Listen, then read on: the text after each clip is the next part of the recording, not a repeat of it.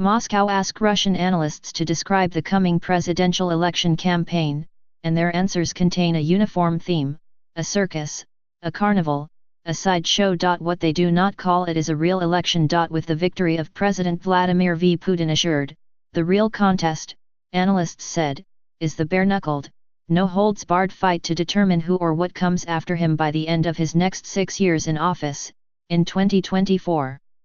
What might be called the Court of Putin. The top 40 to 50 people in the Kremlin and their oligarch allies will spend the coming presidential term brawling over that future. When Mr. Putin confirmed last week that he would run again, he might as well have been firing the starting gun for the race toward his succession. He is barred by the constitution from seeking a third consecutive term, his fifth total. In 2024 the election itself does not matter at all, said Gleb Pavlovsky, a political analyst and former Kremlin consultant. The people around the president, he added, are deciding the question of who they themselves will be after Putin. That is the main motive behind this fight. It is a struggle for a place in the system after Putin is gone. While no one can be certain what Mr. Putin, 65, will do when his next term ends, those in his inner circle are already preparing for the day he leaves the presidency, eager to preserve their power and to avoid any fallout that could follow a change in leadership. With an expiration date on the horizon, his court is beginning to focus more on self-preservation than on serving Mr. Putin. This jockeying for power is expected to offer all the drama that the March 2018 presidential race sorely lacks. Cloistered, for now, mostly behind the Kremlin walls, the intrigues are expected to burst into public view with increasing frequency as the end of Mr. Putin's next term approaches. Several internal battles have already erupted publicly, including one exposed in startling court testimony last week in the corruption trial of a former economy minister, and another over the dismantling of a respected research university. You cannot hide the enormous tension, the enormous degree of uncertainty within the Russian elite, said Konstantin Gazi, who contributes political analysis to the website of the Carnegie Moscow Center, a policy research organization. They will do stupid things, they will blackmail each other, they will write reports about each other and bring them to Putin. For the coming 3 months, the election will be the main distraction. Then Mr. Putin, who will turn 72 in 2024, is expected to start building something of a retirement plan. In the view of some analysts, the president believes that trying to retain the job for life would be a mistake. One day, if he stays too long, he could be hastily deposed, like the recent experience of President Robert Mugabe in Zimbabwe after 37 years in office. Putin thinks of himself as an historical figure, and he knows that if he wants to put himself into the history books, he should not repeat Mugabe's mistake. He should find the right time to leave, said Konstantin Kalakiov, the head of the political expert group and an occasional consultant for the Kremlin. At the same time, Mr. Putin is likely to want to preserve some political role after 2024 and not simply retire to his dacha, or worse, end up in jail. He cannot just go, Mr. Gazi said.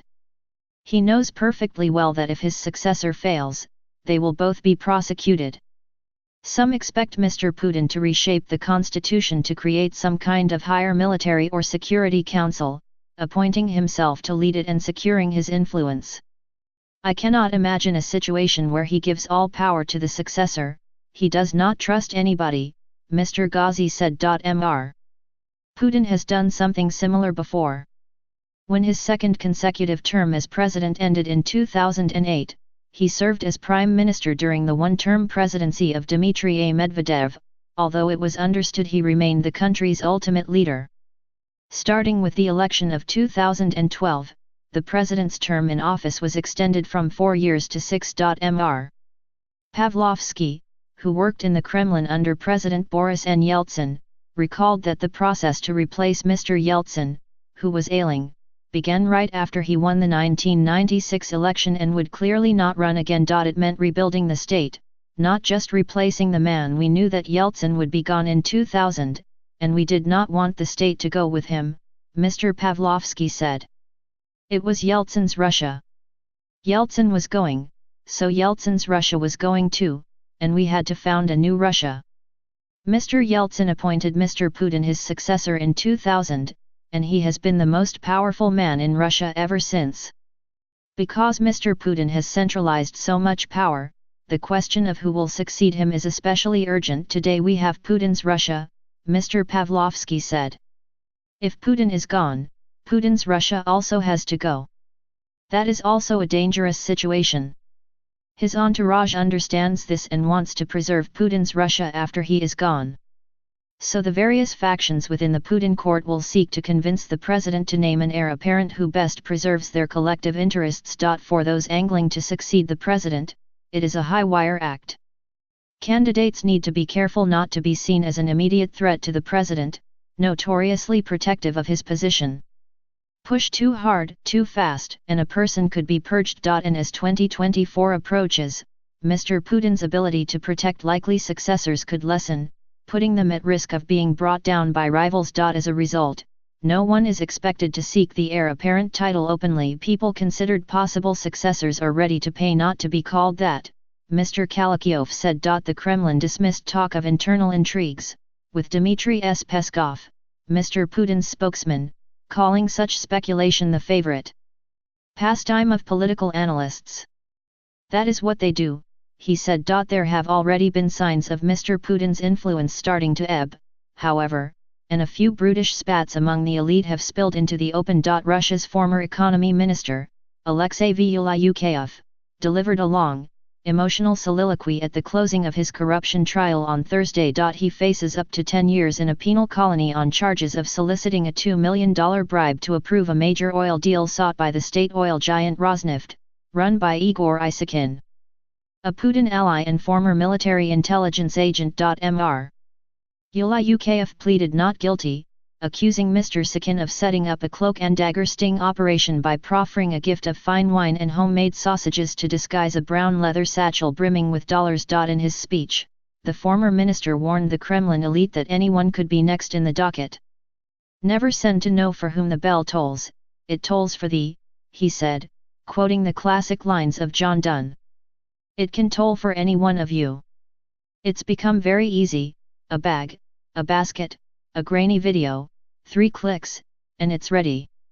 In a show of force, Mr. Sakin refused a court summons to appear as a witness at the trial 4 times, saying he was too busy. Aside from Mr. Yulyukayev, Mr. Sakin appears intent on crushing Sistema, a wealthy investment firm, by filing repeated lawsuits despite public admonitions from Mr. Putin that he would like such disputes settled amicably. Mr. Sakin also publicly, and unexpectedly, pledged to work with Ramzan Kadyrov, the autocratic leader of Chechnya. Both men have shown an increasing tendency to act independently of Mr. Putin, distancing themselves even though it was the president's protection that allowed both to become outsized figures with vast fortunes and personal fiefs. If Mr. Sakin and Mr. Kadyrov share a common cause, it is trying to help choose the next president, the best insurance for those in the inner circle. Because the others, except those who decide the successor to Putin, will all be in great danger, Mr. Pavlovsky said. The more Mr. Putin becomes a lame duck, analysts said, the less influence he may have in choosing a successor and the more Kremlin insiders will assert themselves. Many point to the case of the European University at St.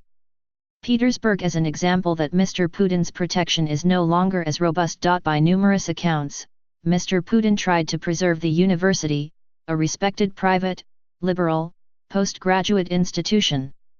Conservative nationalists hated it, and real estate developers coveted the historic small marble palace where it was housed. First the university lost its building, and last week it was denied an operating license for the 3rd time.